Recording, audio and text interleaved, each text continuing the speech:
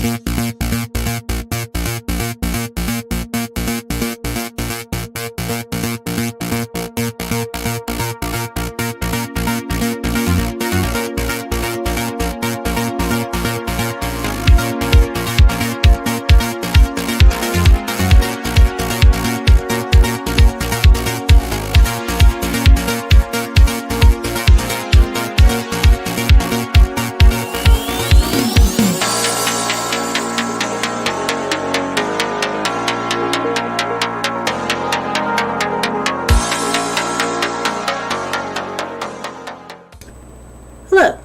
fellow hunters.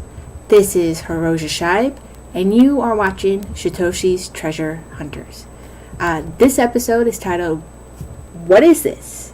And the subject of the episode is we're going to talk about a riddle game, a cryptography game, considered one of the hardest games to play. I personally, until getting involved with the Satoshi treasure hunt, have never heard of this game before, but it's an early internet game from way back in 2004 called Notpron, and we're just gonna break down this game a little bit. It may have had some influence into the Satoshi's Hunter game itself, its structure, if you will, but most importantly, you may have heard of this game mentioned either via Twitter, Reddit, Telegram, or any of the groups or chats that you may be a part of.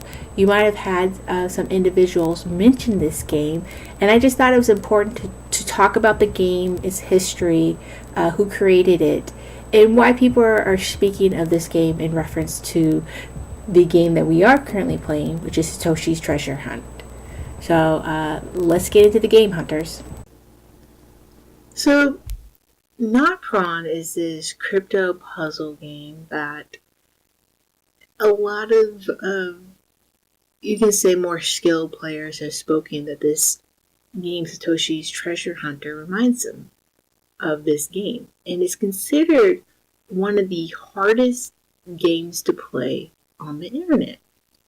And so I kept seeing Notpron referenced either in articles or chats and write-ups kind of over and over again. So I made little inquiries, did my little Googles, and did some research, found some articles, and I thought I'd share with you why people are considering this current internet game, if you will, Satoshi Hunter, as a similarity to this game, but also I see people praising that they once played this game from long ago, Notpron, as a means for them to be able to play this current game. So let's start from the very beginning here. What is Notpron? Well, like I said, it's a crypto puzzle game. It was released in 2004 by a man named David Munnich. He is a German guy. You have to think about this, 2004, kind of right at the cusp, beginning of, the aughts. This is when Facebook was released. MySpace was still a thing. We are 5 years away from Napster having come onto the internet and lighting the beginnings of many of these different facets that people use all the time. Streaming services, MP3 files, social media, the concept of distributing something for free in an easy, digestible manner for the populace, if you will. This is 2004. The World Wide Web as we know it has only existed for 13 years. And mobile devices that we're beginning to see now, like your iPhones and your, Androids. We were in the fourth year of the iPod. So our consumption of media and access to the internet was changing, getting away from dial-up, going to the modems that we have, broadband, cable. More people were beginning to have access to the internet. The internet was becoming actually a viable thing, where it's something that everyone was beginning to have access to. And David Munnich, just a kid at the time, was developing a kind of like most good things, something that was a bit of a lark, not meant to be taken very seriously. Just a little riddle game that he put on his website for him and his friends to play. It was just 5 levels, a puzzle game where if you solve these little riddles, you could pass the levels and basically win the game.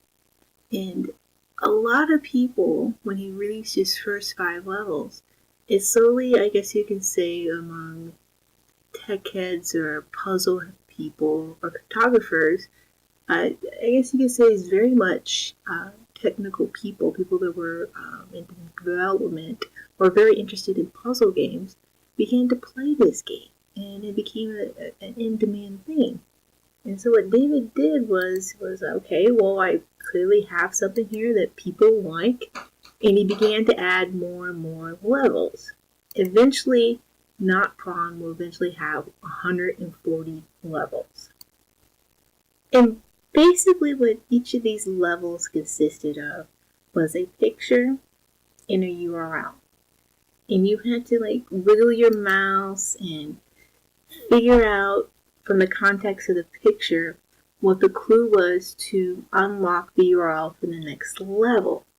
And sometimes you had to decode ciphers, you had to use image editing, you had to have, general knowledge, musical knowledge, and it was just a simple game, if you will, that became very challenging for people as time went on. In fact, as of this year, only 63 people have gone through all 140 levels out of a site that's been visited by 19 million people. I mean, that is very impressive if you think about it. The fact that so many people have attempted to play this game, it's even considered a badge of honor if you get to like a certain level. Some people quit at 5, some people get to 15. The fact that you even attempted and played this game, people kind of respect you as far as those that are into the puzzle game, or if you're a dev or a technical person, like I played Notpron and I got to like level 22 and people are like, oh wow, I quit at 12 or something like that. It's that well respected kind of a niche game. And it's a play on stuff like this is not porn, but it's called Notpron. And it just basically, it's a puzzle game, and it has inspired some other games that we'll talk about towards the end of the show. But it made me want to get into this and look at this game and look through some of these walkthroughs and kind of learn a little bit more about David Munnich. He's not much of a technical person per se. He's gotten to other things. He did an article by Fast Company. I'm going to read a little bit of an excerpt, if you will, from it, where he talks about what he wanted to do with this game.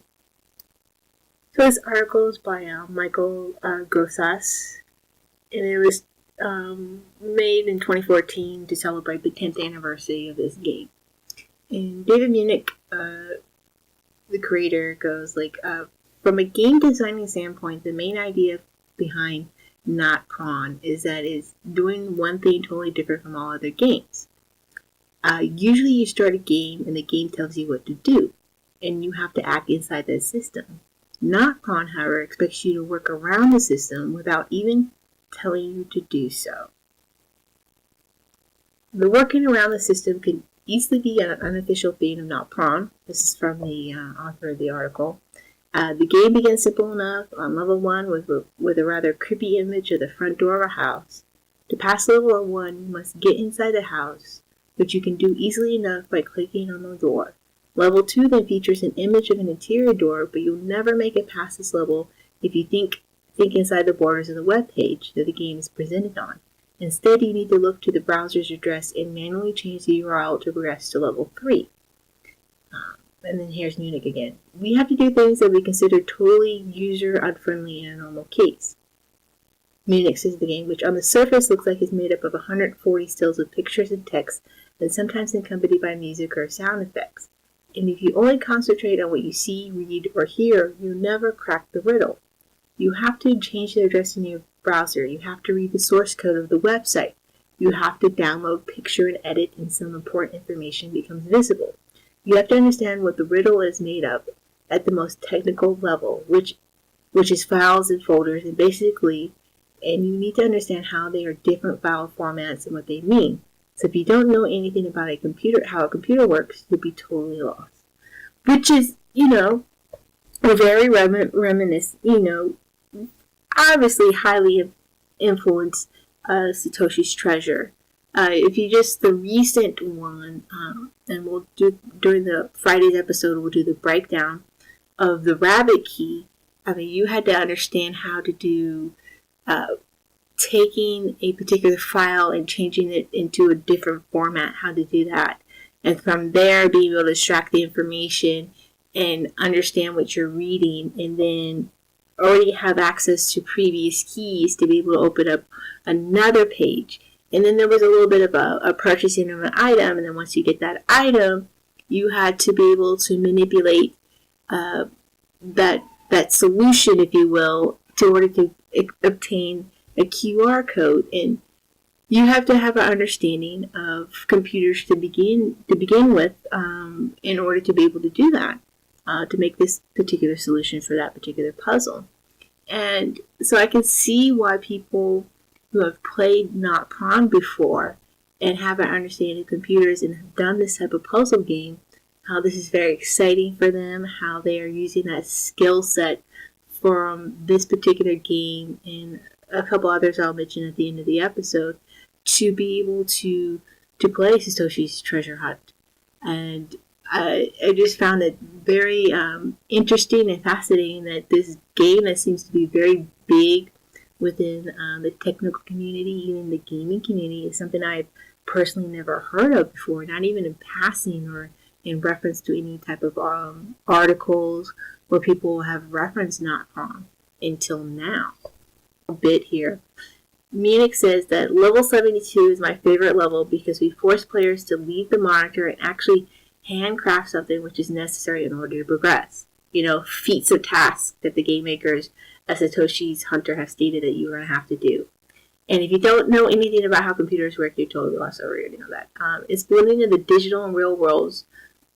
This is from the author. This is just, it's pretty amazing.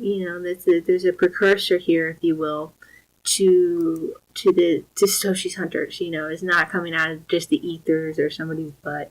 There is some, some design to it. I know people are very skeptical about this game, about,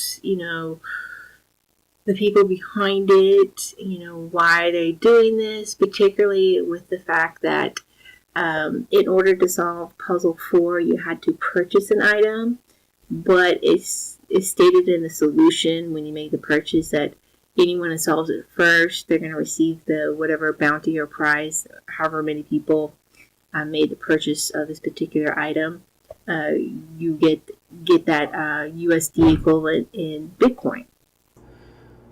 Like I said, we'll talk about that on Friday, about that certain dynamic that might be part of the game. So let's just wrap this up. I do want to say that David Munnich, when I earlier stated he wasn't really a technical person, he is. I meant to state that he wasn't solely focused just solely on technology. He does have other interests. I have a link to a documentary of his, which is he's from Germany, so it's all in German. I'm sure you could probably find English translations, if you will, or just read the captions. But he has other interests. He has done other games. This is something that's still, you can say, as far as puzzle games go on the internet, is considered one of the high standards.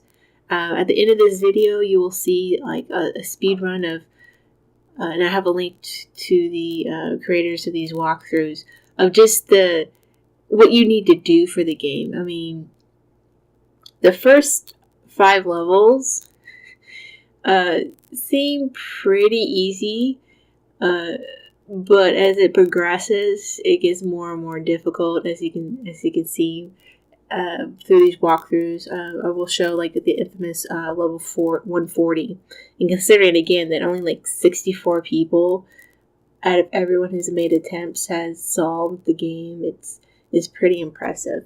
But there are other games that people have also mentioned. I've only one of them was Amos, is something that someone has mentioned as a game they played that's very similar to Satoshi's Treasure, and it was influenced by Notpron.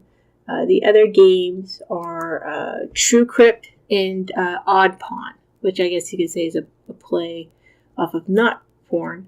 But these are puzzle games that are out there. You might want to check them out. They also have this kind of similar skill set where you have to use imaging programs, have an understanding of computers, have a little bit of a general knowledge of certain aspects of society out there. Like there is some kind of, I want to say pop culture, but you have to have some kind of general knowledge beyond just, knowing how to work on a computer. And just have a skill set to think outside the box. Which, if you have the time, maybe making attempts at these games to kind of give you an understanding of what to kind of expect, specifically since the solution for Key 4 has occurred and there's been some breakdowns, what you can kind of anticipate on this type of skill sets that you might want to need in any clan or group that you're forming, or even for yourself to kind of get the tools necessary to participate, play along, and obtain the prize. So that's it. That's my breakdown of Notpron, why it's being mentioned. It's just a kind of quick recap, is a very early 2004, early aughts internet-based puzzle game that has many of the similar aspects and tools and techniques that are being applied to Satoshi's Treasure Hunter. Obviously, a very big influence on this game. You might, if you have played it before or know somebody who's played it before, you might want to get them on your clan or team so that you can obtain the prize. But this is just a breakdown of that game. All the information is in the show notes. I appreciate everybody listening. And until next time, my fellow hunters.